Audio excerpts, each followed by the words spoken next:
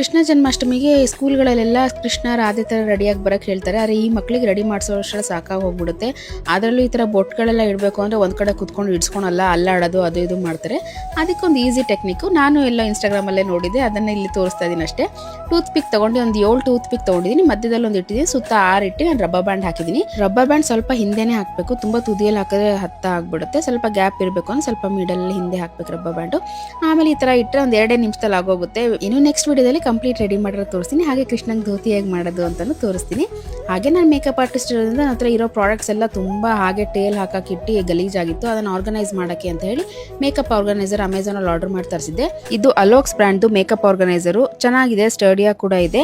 ಇದರಲ್ಲೇ ಚಿಕ್ಕ size cosmetic organiser box ಇದು. ಅಂದರೆ ನಾವು ಡೈಲಿ ಯೂಸ್ ಮಾಡೋದೆಲ್ಲ ಈ ಚಿಕ್ಕದ್ರಲ್ಲಿ ಇಟ್ಕೋಬಹುದು, ಟೇಬಲ್ ಮೇಲೆ ಇಟ್ಕೊಂಡು ಯೂಸ್ ಮಾಡ್ಕೋಬಹುದು. ಅದು ದೊಡ್ಡದಿರೋದು ನಾವು ಈ ಮೇಕಪ್ ಆರ್ಟಿಸ್ಟ್ ಈ ಥರ ಎಲ್ಲ ತುಂಬ ಮೇಕಪ್ ಪ್ರಾಡಕ್ಟ್ಸ್ ಇದೆ ಅಂದರೆ ಅದು ಆರ್ಗನೈಸ್ ಮಾಡೋಕ್ಕೆ ತುಂಬ ಚೆನ್ನಾಗಿದೆ. ಇದರಲ್ಲಿ ದೊಡ್ಡದ್ರಲ್ಲಿ ನಾನೆಲ್ಲ ಆಲ್ಮೋಸ್ಟ್ ಎಲ್ಲ ಪ್ರಾಡಕ್ಟ್ಸ್ ಬಂತು. ಇನ್ನು ಉಳಿದಿದ್ದೆಲ್ಲ ನಾನು ಆ ಚಿಕ್ಕದ್ರಲ್ಲಿ ಹಾಕಿ ಆರ್ಗನೈಸ್ ಮಾಡಿದ್ದೀನಿ. ಇದರಲ್ಲಿ ಸೈಡಿಗೆ ಪ್ಯಾಲೆಟ್ ಇಡೋಕ್ಕೂ ಜಾಗ ಕೊಟ್ಟಿದ್ದಾರೆ, ಚಿಕ್ಕದ್ರಲ್ಲಿ ಆ ಸೈಡ್ ಇರೋದಿಲ್ಲ. ಬಟ್ ಈ ಡ್ರಾರು ಬೇರೆದೆಲ್ಲ ಸೇಮ್ ಇದೆ, ಕಂಪಾರ್ಟ್ಮೆಂಟ್ಸ್ ಎಲ್ಲ. ಈ ಥರ ಎಲ್ಲ ನಂದು ಏನೇನು ಪ್ರಾಡಕ್ಟ್ಸ್ ಇತ್ತೋ ಎಲ್ಲ ಆರ್ಗನೈಸ್ ಮಾಡಿ ಇಟ್ಟಿದ್ದೀನಿ. ಮುಂಚೆ ಕಬೋರ್ಡಲ್ಲಿ ತುಂಬ ಕ್ಲಮ್ಸಿಯಾಗಿ ಎಲ್ಲ ಮಿಕ್ಸಪ್ ಆಗಿತ್ತು, ಇವಾಗ ಎಲ್ಲ ಸಪ್ರೇಟ್ ಆಗಿ ಅದರದ್ದೇ ಜಾಗದಲ್ಲಿದೆ.